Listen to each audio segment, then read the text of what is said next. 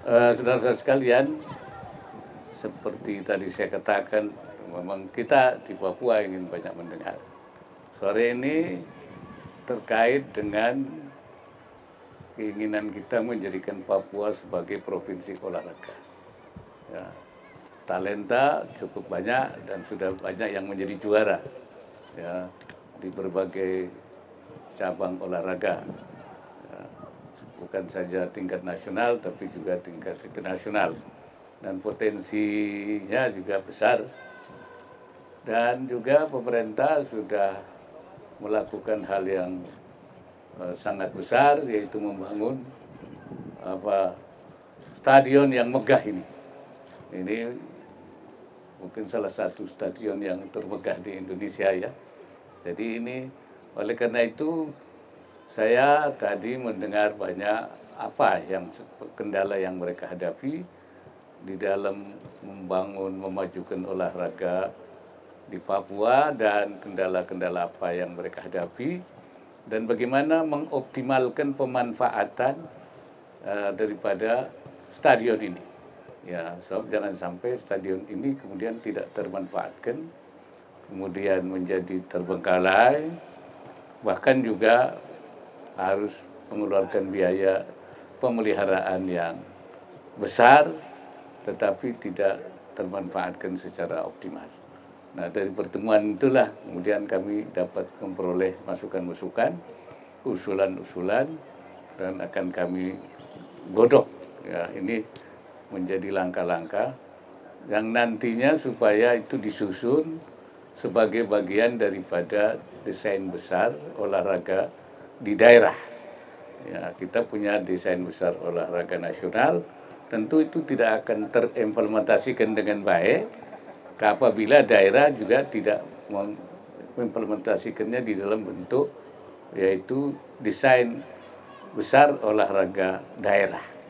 Ya, jadi itu nanti sejalan dengan apa yang kita. Dan itu bukan hanya di Papua, tapi juga di seluruh daerah harus ada.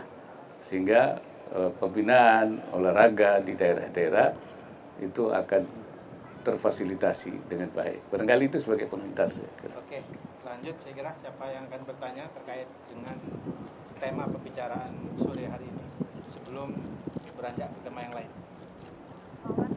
Selamat sore Pak Wapres, terkait ini kunjungan yang stadion ini ya Pak ya, Bapak menyebutkan akan diupayakan Papua ini menjadi provinsi olahraga di Pak ya. Nah mungkin setelah tadi FGD sudah dilakukan, kepastiannya siapa sih dari pemerintah kita untuk mewujudkan Papua ini sebagai provinsi olahraga. Itu yang pertama Pak. Yang kedua terkait rangkaian kunjungan Pak Wapres ke Papua kali ini ya Pak, ini kan berbeda dengan 2 kali kunjungan sebelumnya karena konsepnya kali ini adalah berkantor di Papua. Nah, apakah ke depan juga akan dilakukan lagi Pak untuk berkantor di Papua ini dan seberapa efektif Pak berkantor ini bisa mendongkrak kesejahteraan warga Papua dan ini ya Pak ya mempertahankan keamanan di sini gitu Pak. Iya, saya kira mengenai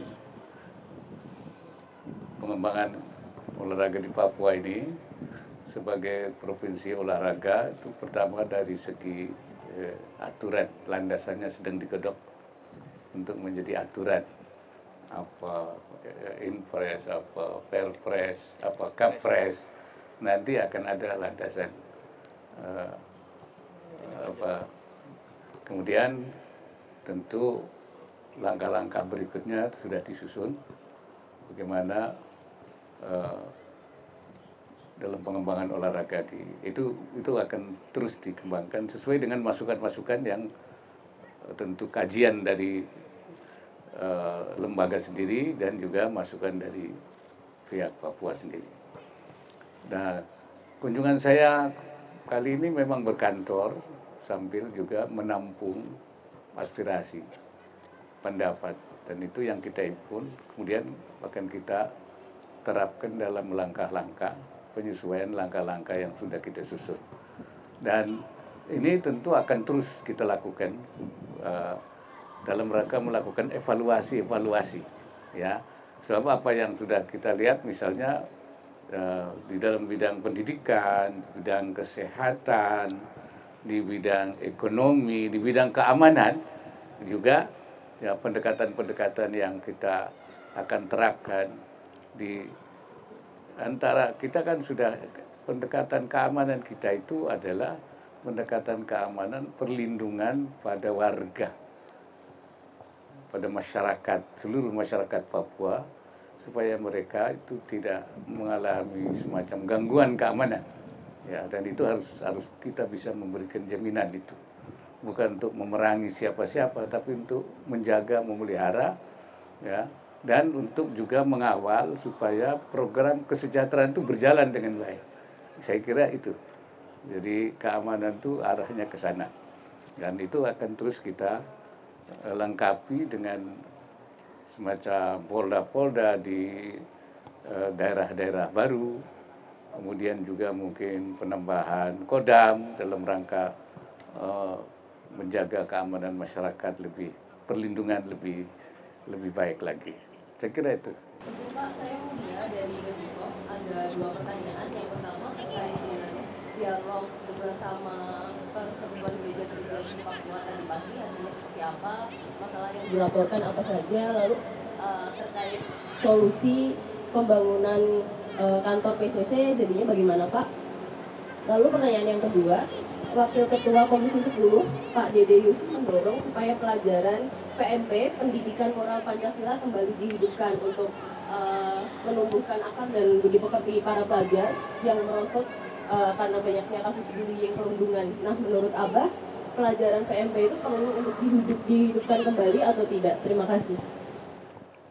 Ya, yang pertama, tadi itu bukan yang pertama kami berdiskusi dengan pihak Dewan Gereja, tapi untuk yang kesekian kalinya, ya.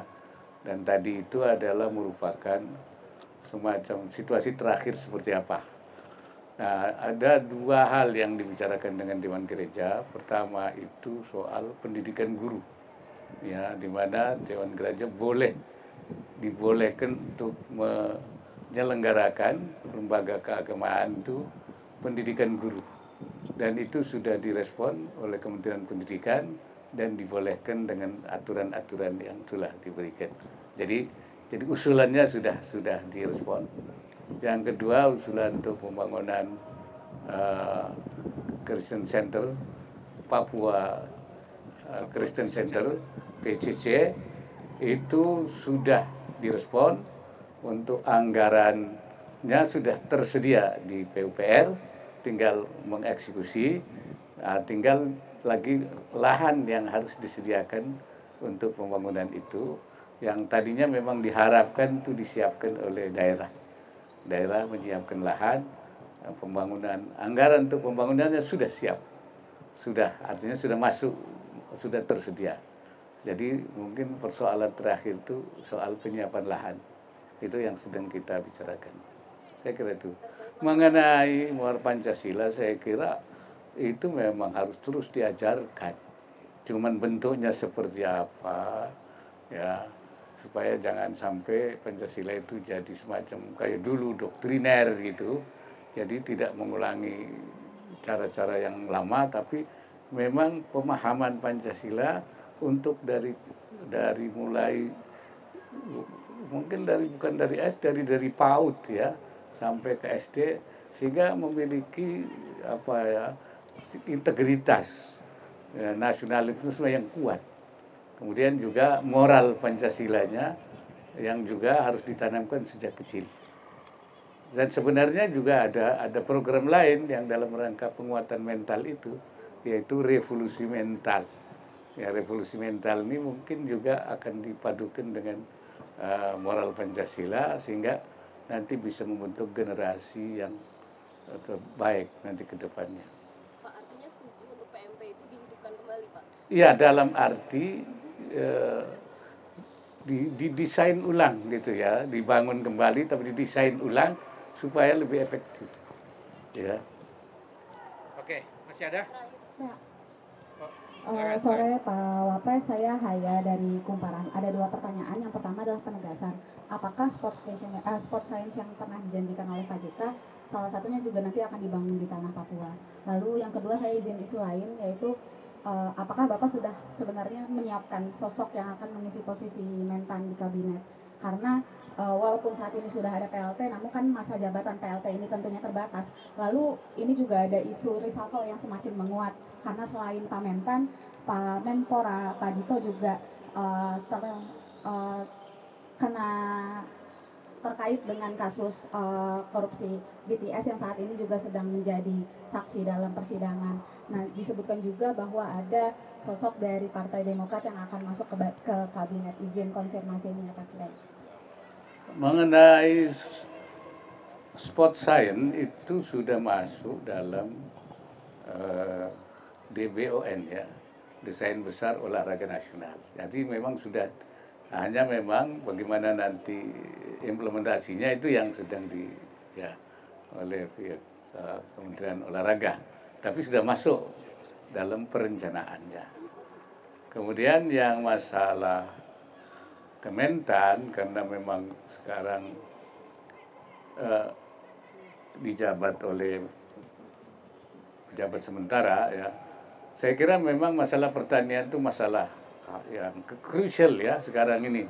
Apalagi kita sedang menghadapi krisis pangan dunia dan El Nino, dan kita juga mengalami hal kekeringan di mana-mana. Persoalan penyiapan pangan ini menjadi masalah yang harus diprioritaskan. Memang sebaiknya tidak terus-menerus dijabat oleh pejabat, tapi harus didefinitifkan ya. Oleh karena itu memang, dan itu nanti seperti apa itu nanti itu hak prerogatif presiden.